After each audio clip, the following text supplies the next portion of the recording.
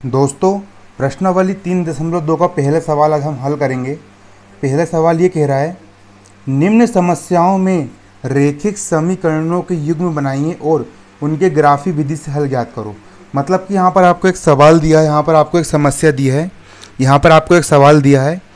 इस सवाल का आपको क्या करना है, रैखिक समीकरण युग्म बनाना है। मतलब कि यहाँ पर आपको दो समीकरण बनाना है और उन समीकरण को ग्राफी विधि, मतलब कि उन समीकरण के आपको ग्राफ बना करके आपको उसके हल ज्ञात करना। बहुत सरल सवाल है। इसका पहला सवाल यहाँ पर ये कह रहा है, कक्षा 10वीं के 10 विद्यार्थियों ने एक गणित की पहली प्रतियोगिता में भाग लिया। मतलब क्लास 10 के कितने विद्यार्थी, कितने बच्चे, 10 बच्चे।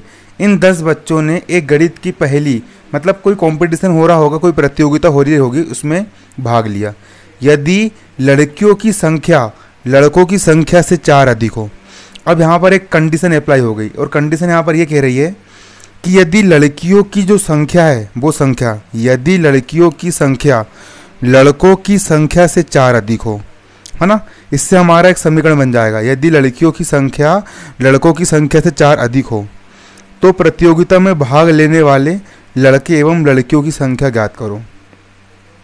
सवाल हमको यहाँ पर यह बोल रहा है कि प्रतियोगिता में भाग लेने वाले लड़के की संख्या और लड़कियों की संख्या ज्ञात करो। यानी कि हमको लड़के की संख्या भी ज्ञात करना है और लड़कियों की संख्या भी ज्ञात करना है। तो गणित में जो ज्ञात करना होता है हम उसी को मान करके चलते हैं। हमको यहाँ पर लड़कों की संख्या और लड़कियों की संख्या ज्ञात करना है, तो हम यहाँ पर मान कर चलेंगे।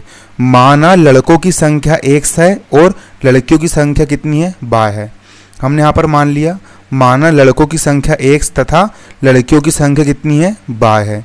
हम यहाँ पर ये मान लेंगे कि लड़कों की संख्या x है और लड़कियों की संख्या हम यहाँ पर कितनी मान लेंगे, y मान लेंगे। क्योंकि जो ज्ञात करना होता है हम उसी को मान कर चलते हैं ना। यहाँ पर लड़कों की संख्या ज्ञात करने को बोला है और लड़कियों की संख्या ज्ञात करने को बोला है, तो मान लिए लड़कों की संख्या x और लड़कियों की संख्या y है। तो पहली कंडीशन यहाँ पर सिंपल सी बात है, टोटल कितने विद्यार्थी है, टोटल 10 विद्यार्थी, मतलब 10 बच्चे हैं। मतलब कि लड़कियों की संख्या और लड़कियों की संख्या दोनों मिलाकर कितने बच्चे हैं, 10 बच्चे हैं। तो x लड़के की संख्या है और y लड़की की संख्या है और दोनों मिलाकर के, मतलब दोनों को हम जोड़ देंगे तो टोटल कितने बच्चे, 10 बच्चे। तो मतलब x धन y बराबर 10, इतने लड़के और इतनी लड़कियाँ, टोटल कितने बच्चे, 10 बच्चे। यहाँ पर लिखा ना 10 बच्चों ने भाग लिया था, 10 विद्यार्थियों ने, इसलिए x + y बराबर 10 हो जाएगा। इसको हम समीकरण 1 नाम बन देंगे, है ना। अब अगली कंडीशन ये कह रही है, यदि लड़कियों की संख्या लड़कों की संख्या से 4 अधिक हो, लड़कियों की संख्या y, लड़कियों की संख्या y, यदि लड़कियों की संख्या लड़कों की संख्या x, अच्छे समझो यहाँ पर, है ना। यदि लड़कियों की संख्या y, लड़कियों की संख्या लड़कों की संख्या x से कितने अधिक है, 4 अधिक है, मतलब कि +4। लड़कियों की संख्या लड़कों की संख्या से 4 अधिक है, मतलब यहाँ पर हम जोड़ देंगे। जो लड़कियों की संख्या है, ये लड़कियों की संख्या जो है वो लड़कों की संख्या x से कितने अधिक है, 4 अधिक है ना। आ रहा आपको समझ में, लड़कियों की संख्या जो है, लड़कियों की संख्या वो लड़कों की संख्या से कितनी अधिक है, 4 अधिक है। ये अगला समीकरण बन गया, इसको हम समीकरण 2 नाम देंगे। क्लियर, लड़कियों की संख्या लड़कों की संख्या से 4 अधिक है ना। अब देखो हमको यहाँ पर 2 समीकरण बन चुके हैं, समीकरण युग्म बन चुके हैं। हमारा पहला आंसर हो गया है। पहला समीकरण युग्म है हमारा x धन y बराबर 10 और दूसरा समीकरण युग्म है हमारा y बराबर x धन 4। ये हमारा समीकरण 2 है। अब यहाँ पर सिंपल सी बात यह है कि अब हमको इसका ग्राफ बनाना है और समीकरण 2 का भी हमको ग्राफ बनाना है। ग्राफ बनाना बहुत सरल होता है। ग्राफ बनाने के लिए यहाँ पर आपको समीकरण 1 के 2 हल ज्ञात करना पड़ेगा और समीकरण 2 के भी आपको 2 हल ज्ञात करना पड़ेगा। तो सबसे पहले मैं समीकरण 1 के 2 हल ज्ञात करूँगा। हल ज्ञात करना बहुत सरल है। उसके लिए यहाँ पर आप x का कोई भी एक मान ले लो तो y का मान निकल जाएगा, है ना। बहुत सरल है, अब भी समझ में आएगा यहाँ पर आपको। देखिए अब हल कैसे ज्ञात करेंगे। हल ज्ञात करने के लिए समीकरण 1 में x बराबर 0 लेने पर, कभी भी हो हल ज्ञात करने के लिए x का मान 0 लेंगे, है ना। तो समीकरण 1 में x बराबर 0 लेने पर, तो समीकरण 1 में हम x का मान 0 रख देंगे। तो यहाँ पर लिखें समीकरण 1 में x बराबर 0 लेने पर, तो x धन y बराबर 10 है। x धन y बराबर कितना है, 10 है। x का मान कितना ले लेंगे हम, यहाँ पर 0 ले लेंगे। तो x का मान मैंने कितना ले लिया, 0। धन का धन, y का y बराबर 10 का 10, y बराबर 10, y का मान कितना आ गया, 10 आ गया। x का मान 0 ली तो y का मान कितना आ गया, 10 आ गया। तो पहला हल हमारा ये निकल जाएगा।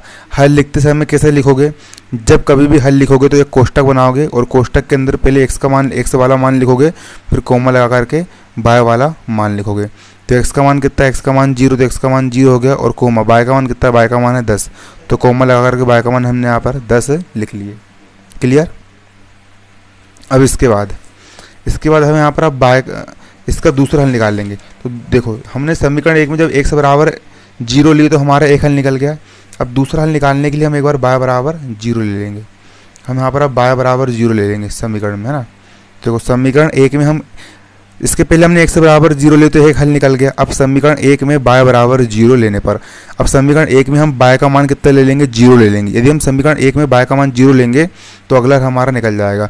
तो समीकरण 1 क्या है हमारा समीकरण 1 है x धन बाय बराबर 10 है। x का x बाय का मान मैंने यहाँ पर 0 रख दिया, है ना। बाय का मान मैंने कितना रख दिया, यहाँ पर 0 रख दिया। तो x बराबर 10, तो x का मान कितना जाएगा, x का मान हमारे यहाँ पर 10 आ जाएगा। x का मान कितना आ गया, 10 आ गया। हल कैसे, दूसरा हल भी निकल गया। हल कैसे लिखना है, हल लिखने के लिए सबसे पहले कोष्टक बनाएंगे और कोष्टक के अंदर पहले x की वाली x का मान और कोमा लगा कर बाय का मान।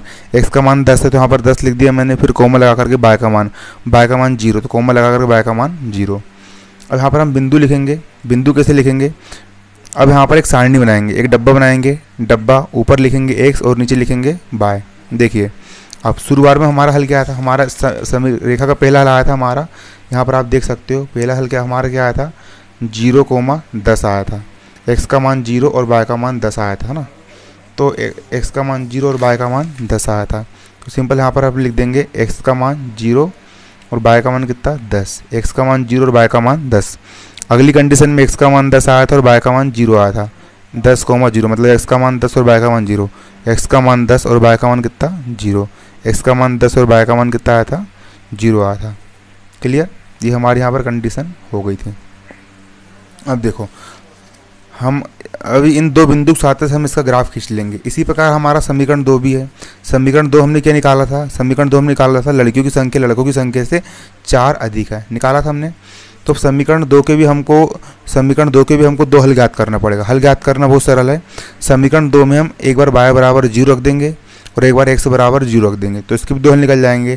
तो समीकरण 2 में y बराबर 0 लेने पर, y का मान 0 ले रहा हूँ, तो y का मान 0 रख दिया मैंने, बराबर का बराबर x धन 4 का x धन 4, है ना। अब देखिए ये इस बराबर किस तरफ, ये इधर है और ये इधर है, अदला बदली कर देंगे। x धन 4 को मैंने इस तरफ लिख दिया और 0 को मैंने इस तरफ लिख दिया। अब इसके बाद देखिए बराबर किस तरफ 4 धन का है, पक्षांतर करेंगे उस तरफ जाकर के ऋण का हो जाएगा। x का x बराबर का बराबर, बराबर किस तरफ 4 धन का है उस तरफ जाकर के 4 यहाँ पर ऋण का हो गया। तो हल क्या हो जाएंगे हमारे, हल कैसे लिखना है, हल लिखते समय हमें से याद रखना है कोष्टक लगाना है। पहले x वाला मान कोमा लगा के बाय वाला मान, x वाला मान ऋण का 4 है तो यहाँ पर पहले ऋण का 4 लिख देंगे, फिर कोमा लगाएंगे, फिर बाय वाला मान, बाय का मान 0, तो कोमा लगा करके बाय का मान कितना हो गया हमारा यहाँ पर 0 यहाँ पर हो गया। क्लियर। अब हमको समीकरण 2 का एक हल और निकालना है। हमने बाय का मान 0 लिया तो हमारा एक हल निकल गया। अब एक बार इसमें हम x बराबर 0 रख देंगे तो अगला हल निकल जाएगा।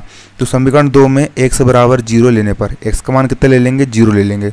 तो समीकरण 2 क्या है हमारा समीकरण 2 है y बराबर x धन 4, बाय का y x का मान 0 रख दिया, है ना। तो 0 का 0 हो जाएगा, उसको लिखने की जरूरत नहीं है। 4 का 4, तो बाय का मान कितना आ गया, 4 आ गया। तो हमारा हल निकल गया। हल कैसे लिखेंगे, पहले x वाला मान, x का मान है 0 तो पहले लिख देंगे 0, फिर कोमा लगा करके बाय वाला मान, बाय का मान है 4 तो कोमा लगा करके यहाँ पर हम 4 लिख देंगे। तो फिर एक डब्बा बनाएंगे, डब्बा में ऊपर x और नीचे बाय। पहले हल में ऋण x का मान ऋण 4 और बाय का मान 0, x का मान ऋण 4 और बाय का मान कितना है 0। अगले हल में x का मान 0 और बाय का मान 4, x का मान 0 और बाय का मान कितना है 4 है।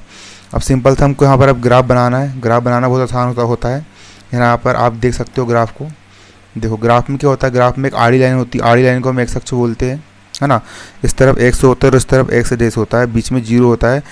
इस तरफ धनात्मक संख्या होगी, सीधे हाथ तरफ जाओगे धनात्मक संख्या होगी और उल्टे हाथ तरफ जाओगे तो ऋणात्मक संख्या होगी, है ना। तो 0 1 2 3 4 5 6 7 8 1 सेंटीमीटर का मैंने यहाँ पर अंतराल ले लिया। स्केल से आप नाप सकते हो। 11 अनंत तक जाएगी संख्या, है ना। 1 2 3 4 5 6 7 8 9 10 11 अनंत तक। और 0 के पहले इधर अनंत तक जाएगी। 0 के पहले ऋण 1 ऋण 2 ऋण 3 ऋण 4 ऋण 5 ऋण 6 अनंत तक जाएगी। उसी प्रकार एक खड़ी लाइन होती है, खड़ी लाइन को हम बाय अक्ष बोलते हैं। नीचे बाय डेश होता है और ऊपर हमारा बाय अक्ष होता है, ऊपर हमारा बाय अक्ष होता है ना। तो ऊपर साइड धनात्मक संख्या होगी, तो धन का 1 धन का 2 धन 3 धन 4 धन 5 धन 6 धन 7 धन 8 इस तरह ऊपर जाएगी। और नीचे ऋणात्मक संख्या होती है, मतलब ऋण 1 ऋण 2 ऋण 3 ऋण 4 ऋण 5 ऋण 6 ऋण 7 ऋण 8 ऋण 9 ऋण का 10। इस प्रकार से यहाँ पर हमारा क्या होता है, ग्राफ होता है। तो सबसे पहले हम एक रेखा बनाएंगे। तो पहली रेखा में क्या था, पहली रेखा में x का मान 0 था और y का मान 10 था। तो x अक्ष पर हम 0 देखेंगे और y अक्ष पर हम 10 देखेंगे। सिंपल सी बात है। तो x अक्ष पर आप 0 देखिए, x अक्ष पर 0 कहाँ है, x अक्ष पर कितना 0, x का मान 0 और y का मान 10 था ना, x का मान 0। तो x अक्ष पर 0 कहाँ है, x अक्ष पर 0 हो, ये हमारा x अक्ष पर 0 है, x अक्ष पर 0। और y अक्ष पर 10 कहाँ है, y अक्ष पर 10, y अक्ष पर 10 हमारा ये है। तो ये बिंदु है हमारा 0,10। तो इस बिंदु को, ये जो बिंदु दिख रहा है ना, इस बिंदु को हम नाम देंगे 0,10, क्योंकि ये बिंदु x अक्ष पर 0 पर मिलता है और ये बिंदु y अक्ष पर 10 पर मिलता है। ये बिंदु x अक्ष पर, जब हम x अक्ष पर इस बिंदु से लंब डालेंगे, इस बिंदु से जब हम x अक्ष पर लंब डालेंगे तो लंब डालने पर x अक्ष पर कहाँ मिल रहा है, 0 पर मिल रहा है, और y अक्ष पर कहाँ मिल रहा है, 10 पर मिल रहा है। तो इस बिंदु को हम नाम देंगे 0,10 नाम देंगे। इसी प्रकार अगला बिंदु निकालेंगे। अगला बिंदु क्या है हमारा, अगला बिंदु है x का मान है 10 और y का मान कितना है, 0। x का मान 10 और y का मान कितना है, 0। तो x अक्ष पर 10 देखेंगे, x अक्ष पर 10 देखिए कहाँ पर है, x अक्ष पर यहाँ पर आपको क्या देखना है, 10 देखना है। देखो x अक्ष पर 10 कहाँ है, तो ये हमारा x अक्ष पर 10 हमारा ये है ना, ये x अक्ष पर हमारा 10 ये है, और y अक्ष पर 0। तो y अक्ष पर ये हो गया हमारा y अक्ष पर 0 कहाँ है, ये y अक्ष पर 0।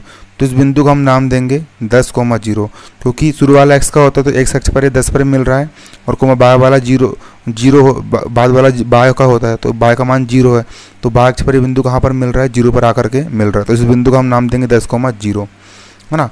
अब देखिए, अब सिंपल सी बात है, एक रेखा का पहला बिंदु ये वाला है 0,10 और ग्राफ में अगला बिंदु ये वाला है 10,0। इस बिंदु और इस बिंदु, दोनों बिंदु जाते हुए हम यहाँ पर एक रेखा खींच देंगे, है ना। तो यहाँ पर आप एक स्केल लगाओगे और इस बिंदु और इस बिंदु, दोनों बिंदु जाती हुए आपको खींच दोगे, रेखा खींच दोगे। इस रेखा का नाम होगा x धन y बराबर 10, क्योंकि इसी समीकरण से हमको एक ये वाला बिंदु और एक ये वाला बिंदु मिला था, इसलिए इस रेखा को हम नाम देंगे x धन y बराबर 10 नाम देंगे। क्लियर। अब उसी प्रकार यहाँ पर आप देख सकते हो, है ना। अगर दूसरी रेखा का हम इसी प्रकार बनाएंगे। तो अगली रेखा में क्या है, अगली रेखा में x का मान ऋण 4 है और y का मान 0 है, x का मान ऋण 4 और y का मान 0। तो x अक्ष पर आप यहाँ पर ऋण 4 देखोगे, तो देखिए x अक्ष पर ऋण 4, ये हमारा x अक्ष है, x अक्ष पर ऋण 4 ये हो गया और y अक्ष पर 0 ही हो गया। तो इस बिंदु को हम नाम देंगे ऋण 4,0, क्योंकि शुरू वाला x अक्ष का होता है और x अक्ष पर कहाँ मिल रहा है, ऋण का 4 पर आकर के मिल रहा है, और y अक्ष पर अगर हम लंब डालेंगे यहाँ से तो 0 पर आकर के मिल रहा है। तो इस बिंदु को हम नाम देंगे ऋण 4,0 नाम देंगे, है ना। इसी प्रकार यहाँ पर देखिए, यहाँ पर x का मान 0 है और y का मान कितना है, 4 है। x का मान 0 और y का मान कितना है, 4 है। तो यहाँ पर आप सिंपल देख सकते हो, x का मान 0 और y का मान 4। तो x अक्ष पर 0 हो गया ये और y अक्ष पर 4 हो गया जे। तो इस बिंदु को हम नाम देंगे 0,4, क्योंकि x शुरू वाला x का होता है, x का मान 0, तो x अक्ष पर कहाँ मिल रहा है, 0 पर आकर मिल रहा है, फिर कोमा y अक्ष पर 4 पर मिल रहा है, तो y अक्ष पर कितने मिल रहा है, 4 पर मिल रहा है। इस बिंदु को हम नाम देंगे 0,4। अब एक बिंदु ये हो गया, एक बिंदु ये हो गया, दोनों बिंदु जाती उनको खींच देंगे कि रेखा खींच देंगे। इस रेखा को हम नाम देंगे y बराबर x धन 4, क्योंकि इसी रेखा से ये दोनों बिंदु आए थे और दोनों बिंदु से रेखा बनी, इसलिए इस रेखा का नाम है y बराबर x धन 4 नाम है। अब यहाँ पर आप देख सकते हो, ये वाली रेखा है ना और ये वाली रेखा, दोनों रेखा जब हम आगे बढ़ाते हैं तो ये दोनों रेखा इस बिंदु पर प्रतिच्छेद करती है, इस बिंदु पर प्रतिच्छेद। अब इस बिंदु पर आप देख सकते हो, इस बिंदु को हम लंब डालेंगे। यदि हम इस बिंदु से लंब डालें, यदि हम इसको नीचे लंब डालें, स्केल से नाप कर, स्केल रख के यदि हम डिड्रेस करके यहाँ पर नीचे लंब डालें तो ये x अक्ष पर 3 पर आकर के मिलती है। तो कोष्टक में पहले x का मान हम यहाँ पर कितने लिख देंगे, 3 लिख देंगे, फिर कोमा लगाएंगे और ये y अक्ष पर कितने पर मिल रहा है, लंब डालेंगे तो y अक्ष पर 7 पर मिल रहा है। तो कोमा लगाकर y का मान कितना आ गया, 7 आ गया, मतलब x का मान है 3 और y का मान कितना है, 7 है। सिंपल सी बात है। यहाँ पर हम लिख देंगे, चूंकि दोनों रेखाएं बिंदु 3,7 पर प्रतिच्छेद करती है। यहाँ पर आप देख सकते हो, दोनों रेखाएं प्रतिच्छेद कर रही है। ये दोनों रेखा कहाँ प्रतिच्छेद कर रही है, 3,7 पर प्रतिच्छेद कर रही है। इस बिंदु का नाम कितना है, 3,7, क्योंकि ये बिंदु x अक्ष पर 3 पर मिल रहा है और y अक्ष पर कितने पर मिल रहा है, 7 पर मिल रहा है ना। तो x बराबर 3 y बराबर 7 पर प्रतिच्छेद करती है। यहाँ पर लिख देंगे ये कितने पर प्रतिच्छेद कर रही है, ये दोनों रेखाएं बिंदु 3,7 पर प्रतिच्छेद करती है। अतः हल क्या हो जाएगा, 3,7, x का मान 3 और y का मान कितना, 7। शुरू वाला x का मान होता है, बाद वाला y का मान होता है। x का मान 3 और y का मान 7, x बराबर 3, y बराबर 7। x क्या था, x था हमारा लड़कों की संख्या, मतलब लड़कों की संख्या आ गई x बराबर 3, और y था लड़कियों की संख्या, मतलब लड़कियों की संख्या आ गई y बराबर 7 आ गई, जो हो गया हमारा आंसर।